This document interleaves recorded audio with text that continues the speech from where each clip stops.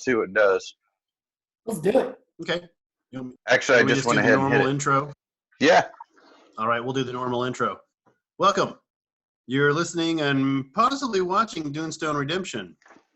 It's featuring three idiots that make their friends watch movies that they probably don't want to see anyway. And unless you're Julia Fox, you guys know who that is? No. She's the girl from Ozark, right? Uncut Gems. Oh, Uncut Gems. Okay. Oh, yeah, I want to talk about her. Yeah. Yep. Yeah, but the premise is simple. This guy, the handsome blonde-headed guy, makes the other two idiots in the little screens here watch films, and then we all get together and we talk about the films. And of course, tit for tat, they get to make me watch films that they want me to watch too. So it's all even in the end. What are our films this month there, Oath Master Flash? We've got. He's the guy that's sitting 19 feet away from the camera. I have the face for radio, so I'm gonna be even further back next time. Show everybody that sweet beard. Yeah, my sweet white beard. We have Uncut Gems, and that's all I can remember because that was my pick. We got Dr. Sleep. Thank you. And we got The Lighthouse. I'm not quite as prepared as normal, but I'll get there. It's okay. I know. The Lighthouse. That's okay. Yeah, I didn't have my little script to reopen it either, so things got a little bit new. They're fresh. It was a fresh opening. Yes. The Lighthouse, because I'm interested to hear what you guys think about that. You want to jump in on that one? You want me to? Here. I'm going to throw it into my IMDb here real quick. Yeah, well, give us a synopsis of that one. Well, Robert Pattinson, who is by far, the three of us consider the best actor alive right now. Right. That's why he's the bottom on our Bob Burt scale there. Robert Pattinson is a new lighthouse keeper who's getting shown the ropes by Willem Dafoe, who is a veteran of the lighthouse keeping. And it's basically just a buddy comedy the whole time. They pal around, they become friends, a lot of inside jokes and things like that. But it's a black and white film too, and there's all of two actors in the whole thing. I think that's all we see is those two bird. the entire time. You gonna count the bird? Yeah. So Eric, let's this was your pick. Let's go ahead and just jump in and start us off and tell us what you think. If you ever look at a painting that they have like in a museum or something, and it's got lots of colors and lots of things going on, but you can't really figure out what story they're trying to tell. That's exactly how I feel about this movie. It was so obscure. You didn't like either of the characters. It was very deep, but didn't make any sense to me. I hated every second of this movie. Willem Dafoe can act. We all know that. Robert Pattinson sucks. He got to really deliver some monologues in this. Yeah, and he's wonderful. Just crazy. Some long, really just bizarre, heartfelt, just fantastically written monologues. And it's like, and you got the two actors. Go ahead. Sorry. Yeah, because Pattinson gave him nothing to work with.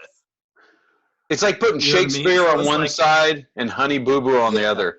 It was just, it was like, what the hell is going on? I had no idea. This movie was nuts. Mm-hmm. And it just got nuttier and nuttier and nuttier as it went along. And so I guess we're with these guys in their descent to madness because were they only supposed to be there for 30 days? Right, but the storm keeps them from getting switched out. And I was like, well, I've been in quarantine for 30 days. I'm not that crazy yet. Yeah, isn't that crazy, though? You're watching these shows about we also watched Dr. Sleep, which is the sequel to The Shining, and it's all about how maddening it is to be by yourself, and then we get on quarantine for 30 days. Yeah. Fantastic. Yeah. Good choices by us. Othie, what did you think about it? So it took me twice to watch this movie. It took me a little You while. watched this it twice? or you had to What stop the it hell? and then watch it? It took me 2 times to try to get through it. So it very much too artsy for me. But I get what they were trying to do, and it's a film, and I like movies, so this is a film. That's That's a probably good way to put it. But here's why I did some reading about it. The idea, this really happened in the early 1900s, where 3 lighthouse keepers went out to an island. They got stranded for an extra 4 weeks. When they went to pick them up, they weren't there. But the day they picked them up, they kept logs up until 3 days before the pickup, but they just vanished. So didn't know what happened. I think it could have been a great, really horror story, but this was more of an artsy flick, and it just lost my interest a lot through. I get the whole Prometheus, he was into the light. He wanted to bring light to the other, and it drove him crazy. And but there was too many. It seemed like that was the same story of Prometheus that he told with these 2 characters. It was kind of weird the way he did it. You could never tell what was truly happening, what wasn't, and that I really didn't enjoy that. So. My question is that You didn't know what was fantasy and what was real at all. Yeah, exactly. and my question is that why is this on list for being this fantastic movie? Is it because it's so artsy? Because 50% of the acting was shit in the movie. I think it's because a film like that hasn't been out for a while, and I think that's why it's so artsy. It got those kind of nods. I get that. I get it, but man, I hated the it. cinematography was really good. Yes, Willem Dafoe is kind of a powerhouse in the that's what I'm film. working towards. Always. The faux beard. Yeah. Yeah, I wouldn't recommend this for people to watch. I don't know how. I want to get more in depth to what was going on, with the killing the bird and, all of that piece, and then Bad luck, the man. bird killing him at the end. But I was like, I don't know what the hell is going on most of the time. I'm very simple. Yeah. I want a simple resolution.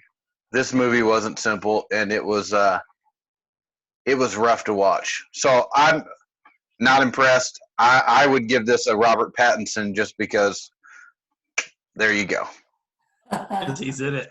Because he's in. I keep getting nervous because somehow he is landing these great roles How?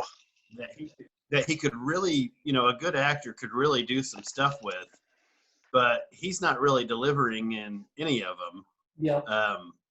But I keep getting scared that he's going to do this fantastic role, and we're going to have to rethink our entire rating system. But so far, he's not let me down. No. Yeah, Because I thought he was cardboard in this film. Right, I'm not Willem making Dafoe that up. He was that bad, wasn't he? Yeah. No, he was very stiff. I mean, very. I don't know. I don't even know what his. I couldn't really get what his character was even supposed to be. Trying to allude to kind of a backstory with it and things, and I was just like, so is he a good guy? Is he a bad guy? Is he? Because didn't he kill somebody and he was on the run? Isn't that kind of the gist of it? Well, he was on the run, but we didn't know if he'd killed somebody or not. Okay. I don't think they revealed that much about it. the funny It thing was is, just Willem Dafoe kind of jumping to a conclusion. yeah, I paused it at one point, and I'm like, this is probably where Eric will turn this movie off, and that's when Mhm.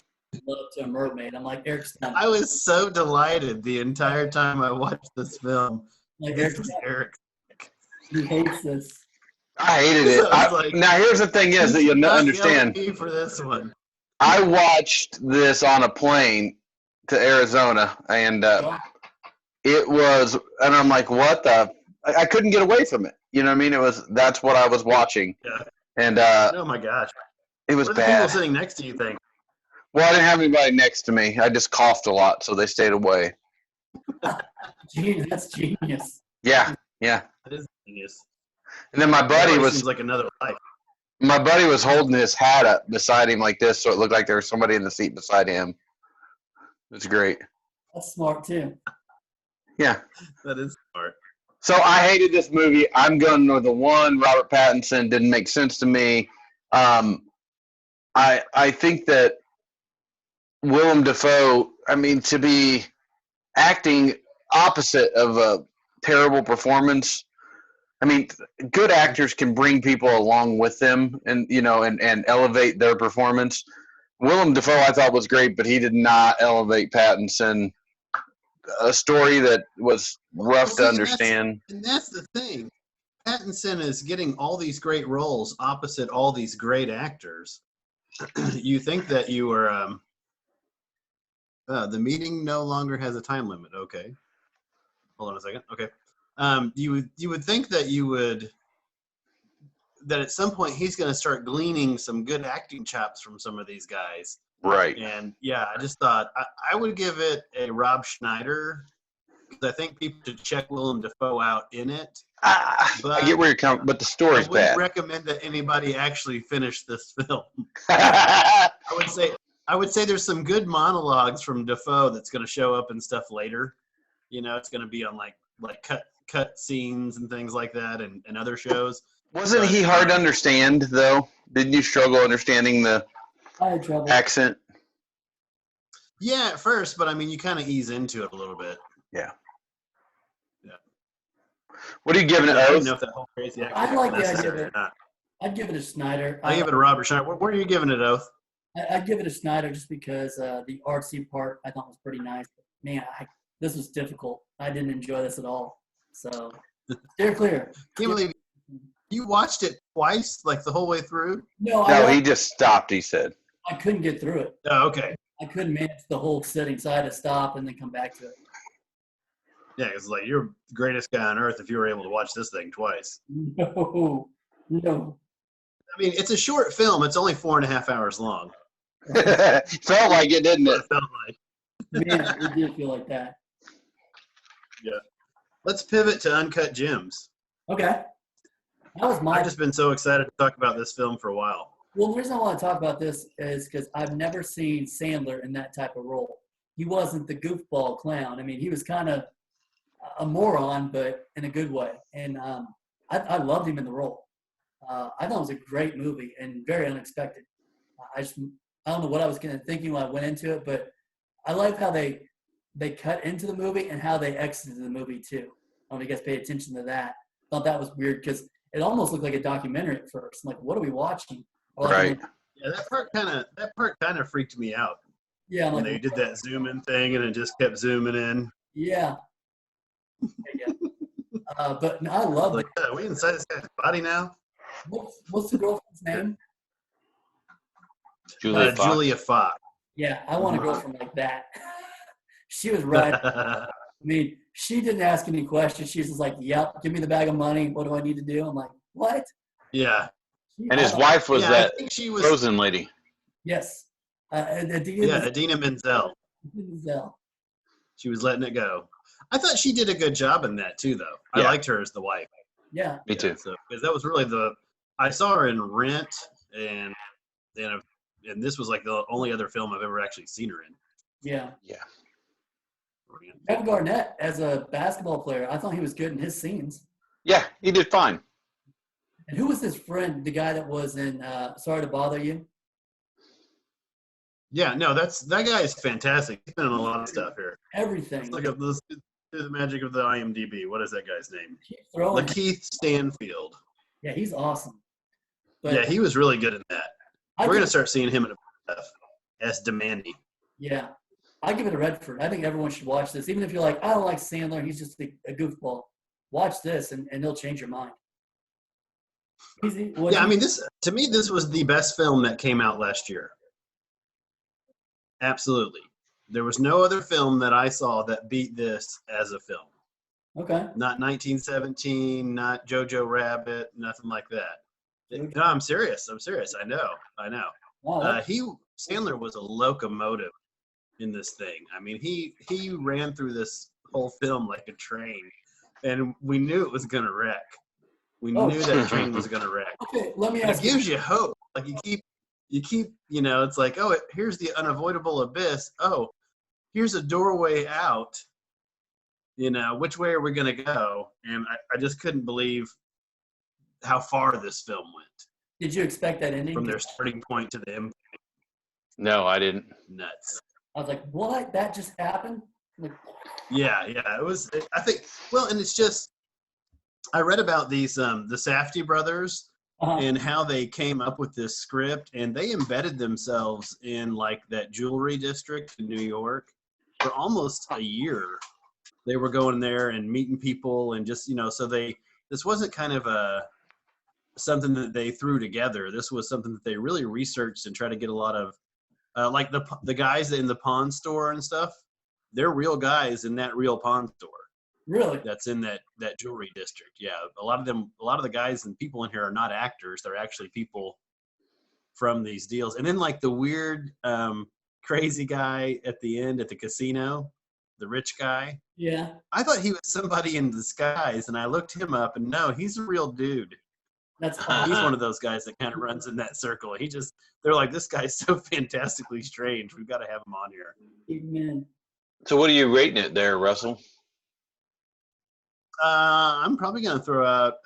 Oh man, it's hard to say between De Niro and a Redford on this. I think it was a home run. It's I don't know. What are you thinking? What's your rating? What was your overall opinion of it? Eric, did you hate this film? No, I didn't hate this film. Okay.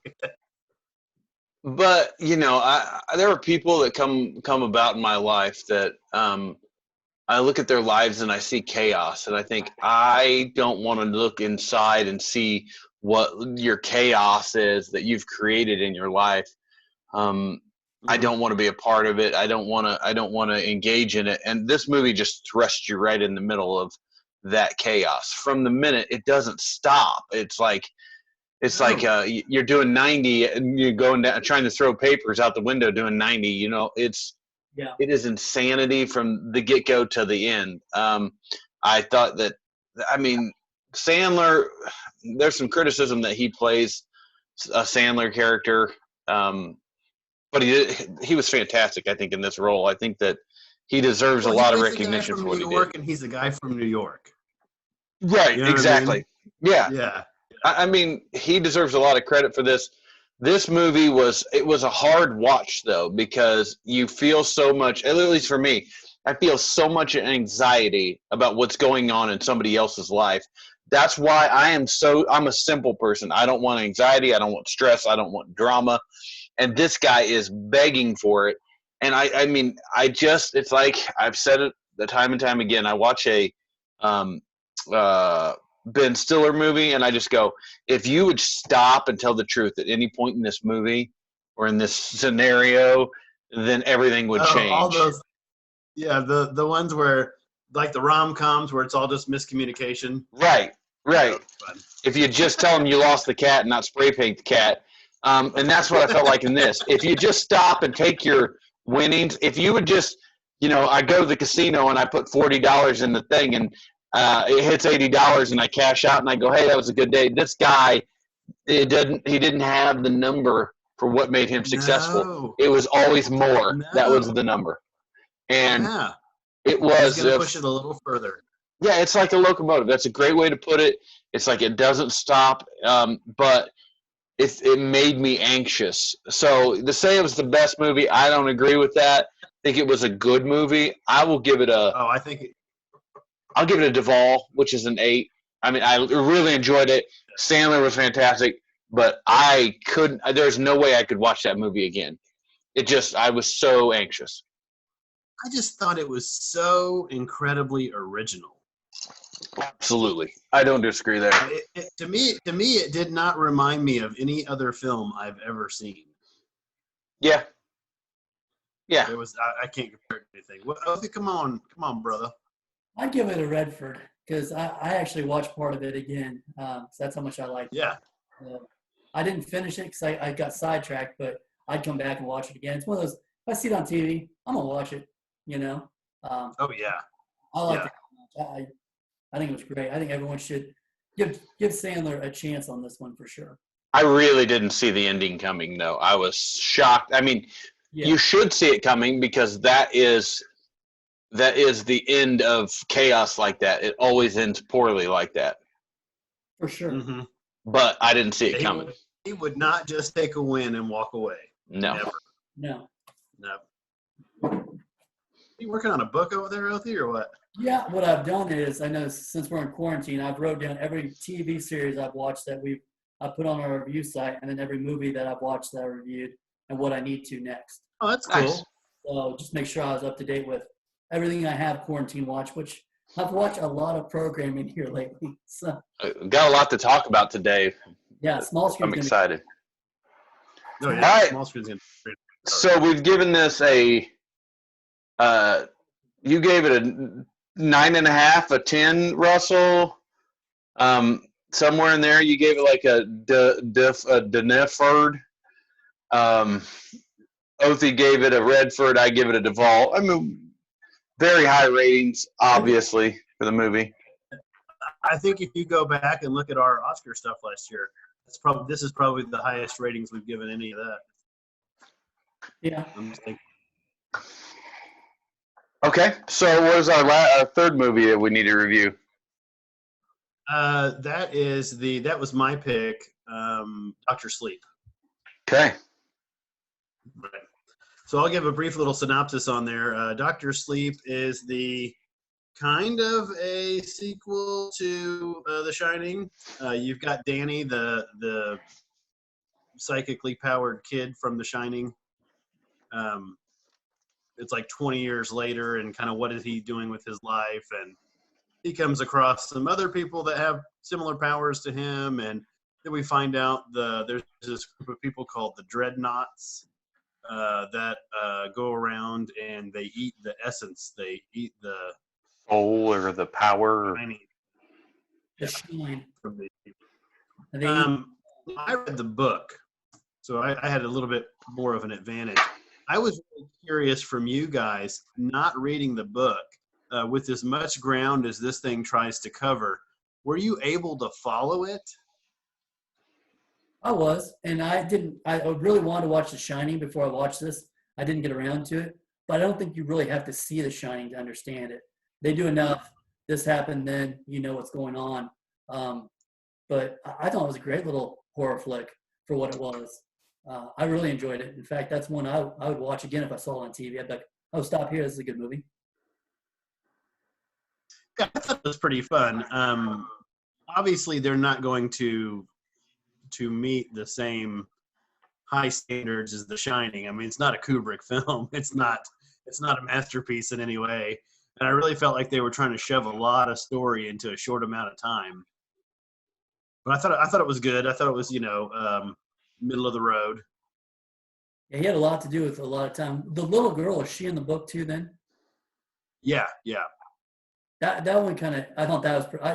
I tell you what, Rebecca Ferguson, and I think that's her name, stole the movie for me. She was great in it. Rose the Hat. Yeah, she was very good in that. Rose Yeah. And a lot of they've got a lot of the characters. There was a shut up, dog. There was an interesting character that is the little girl's grandmother that they leave out of the film. Yeah. And she kind of helps tie some stuff together in the long run with it. But I mean, that being one of those people, is the book better than the film? Blah blah blah blah. No, I think they were on par with each other, and I think that's the only character that I felt like was missing in there. Eric, did you like it at all? So you guys know how I feel about horror films. Yeah, you love them. Yeah, love. And so I was like, in order to really get this movie, I did go back and I'm like, I'm going to watch The Shining. I watched it on an airplane, watched the thing in entirety. Did I lose you? Again, inappropriate films for airplanes.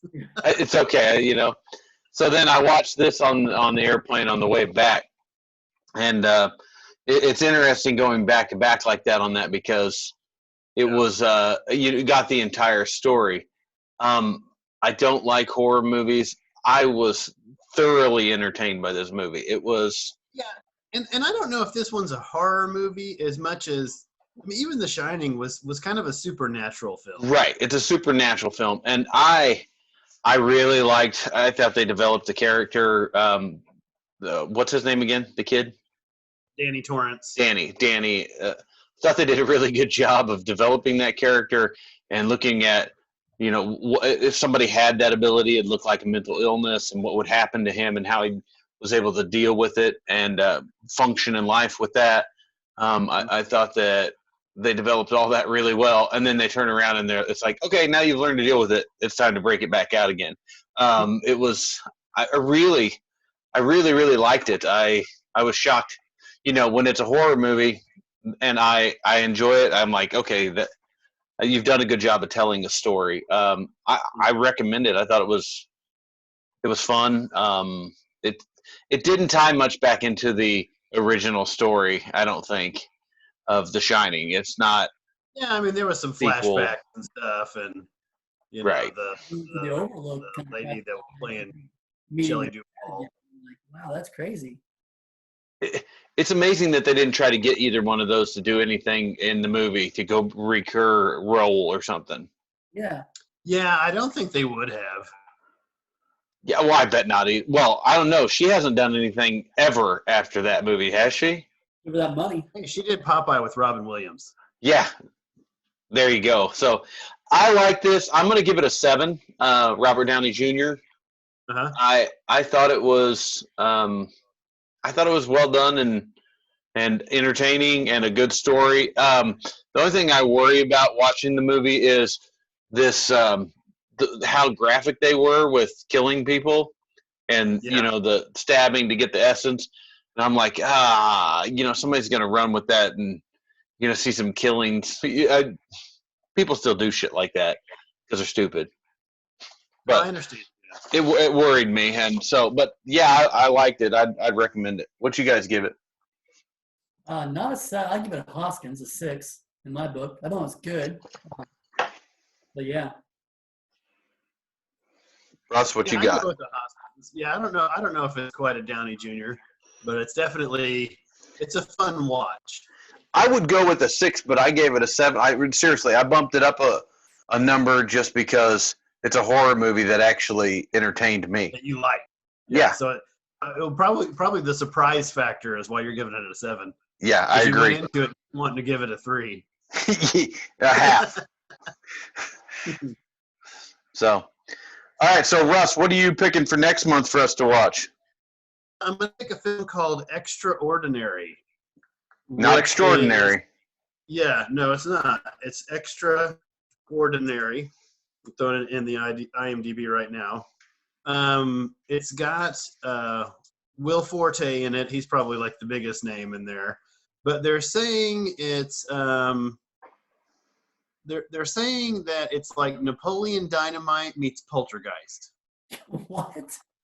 So it's like kind of it's a horror comedy type thing, but it's supposed to be but instead of just being like those Wayans brothers movie, like the Scream movie. They weren't Scream. What were they? What movies did they make? Scary movie. Scary movie, yeah. Scary movie, yeah. So instead of being like a parody like Scary Movie, this one's actually an original story, but it's really kind of left of center like a Napoleon Dynamite or something like that. It's got good ratings on Rotten Tomatoes. Yeah, it's doing pretty good. I don't know if there's any like a Netflix or a Prime or anything you can watch it on right now. But actually, I think you can download it on Prime pretty cheap. But I'm going to order it through Alamo Drafthouse Cinema at Home. And we're going to have kind of a movie night and put everybody around the TV, shut the phones off, and popcorn.